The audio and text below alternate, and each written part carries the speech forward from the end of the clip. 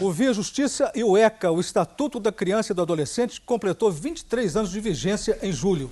Participando do programa, o juiz da primeira vara de família de Belo Horizonte e membro da Associação Brasileira de Magistrados da Infância e Juventude, Abramige, Geraldo Claré de Arantes, e o presidente da Comissão de Defesa da Criança e do Adolescente da OAB de Minas Gerais, Stanley Guzmão. Vamos continuar, o senhor estava defendendo a tese que a maioridade não deve ser reduzida para 16 anos. Não deve, porque existem determinados, entre aspas, crimes, o ato infracional, para a sociedade entender, que são típicos da juventude. A maioria de nós, já na sua juventude, já pulou um muro para furtar uma manga ou uma laranja, ou é muito comum no interior, o sujeito furta uma gaiola de passarinho, ou num caso mais grave, um adolescente de 16 anos, por exemplo, faz sexo com uma menina de 14, né? Se houver a redução da maioridade, mesmo o sexo consentido, não o estupro, ele pode sofrer sanções gravíssimas da lei penal dos adultos, né? Sendo que uma atividade típica da juventude. Não estou dizendo que isso seja correto. Entendi. Eu estou constatando que na juventude, os arroubos da juventude, juventude, você às vezes desliza em algumas coisas em que deve ser sopesado. Então você não pode colocar, por exemplo, um menino que furta mexerica pulando uma cerca à noite com mais 3 meninos como formação de quadrilha, supressão de obstáculo, furto à noite por um saco de mexerica. Esse menino pode pegar até 8 anos de cadeia. Agora, eu sou sim favorável a que atos infracionais ou crimes cometidos com violência ou grave ameaça contra a pessoa, que realmente a internação seja uma internação eficiente. Quer dizer, que esse adolescente seja sócio-educado e não simplesmente voltar porque completou 21 anos. Doutor Stanley, essa questão da redução da maioridade penal é o verdadeiro nogórdio, né? Sim, sim. Mas há uma proposta que aumenta a pena de qualquer adulto que pratique um crime valendo-se de um menor. Era isso que faltava no ECA?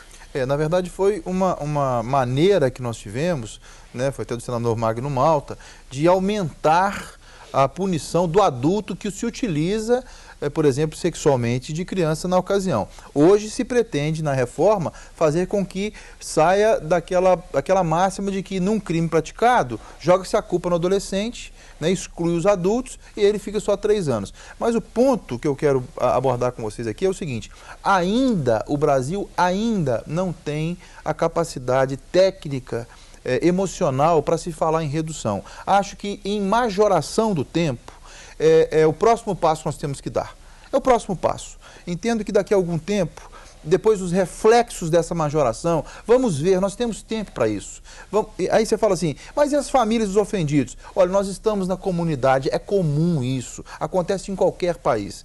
A minha proposta, a minha ideia, o que eu tenho defendido o momento agora é de se estudar a proposta da majoração do tempo, de internação, de sancionamento. Se isso não vier a surtir efeito, voltamos e rediscutimos a redução. Por quê? Carlos, no México, 6 anos de idade.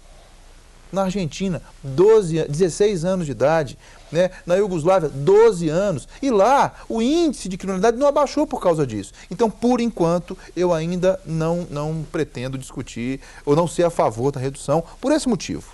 Doutor Claré, 23 anos do ECA. Pelo que a gente está falando aqui, parece que o ECA está só no papel. Estou correto nisso? Sem dúvida. Uma das coisas que mais me deixam com a sensação de frustração como juiz de direito é que, veja, nós estamos aqui falando de 23 anos do ECA e só falamos de ato infracional, né? A questão do Estatuto da Criança e do Adolescente, que fala de ato infracional, é uma parte pequena do Estatuto. É uma parte que eu julgo que não é a mais importante.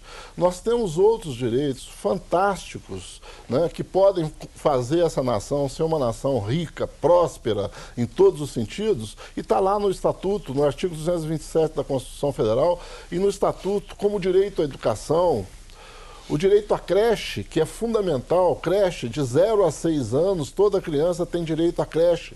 E isso nunca sai do papel.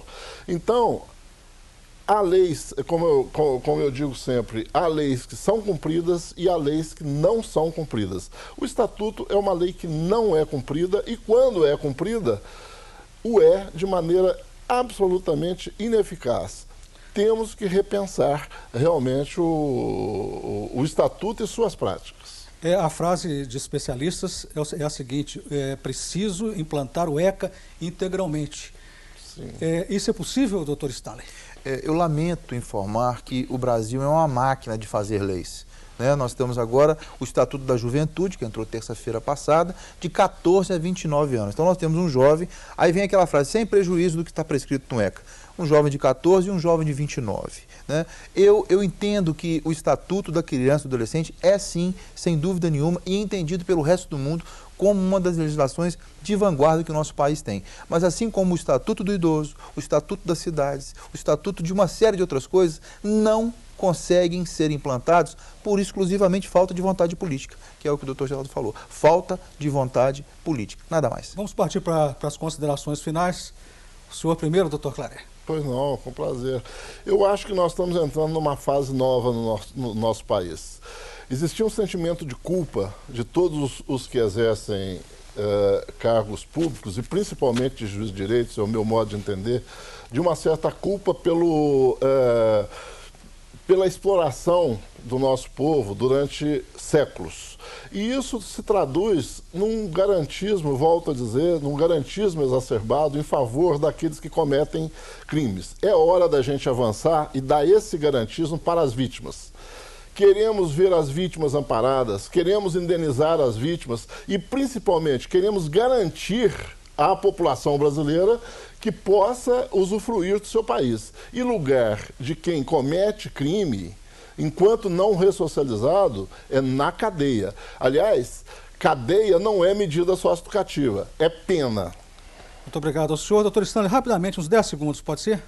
Eu peço encarecidamente que o Via Justiça retome a pauta do Estatuto mais vezes, porque realmente o canal é de suma importância para que nós possamos esclarecer, por exemplo, a parte assistencial do ECA. Muito obrigado aos senhores pelas participações. O Via Justiça de hoje termina aqui. Este programa é uma parceria da TV Assembleia com a Mages, Associação dos Magistrados Mineiros. Críticas, perguntas e sugestões, fale com a produção pelo telefone 31 3079 3454 ou pelos endereços eletrônicos tv@almg.gov.br ou viajustiça@mages.com.br. Até o nosso próximo encontro.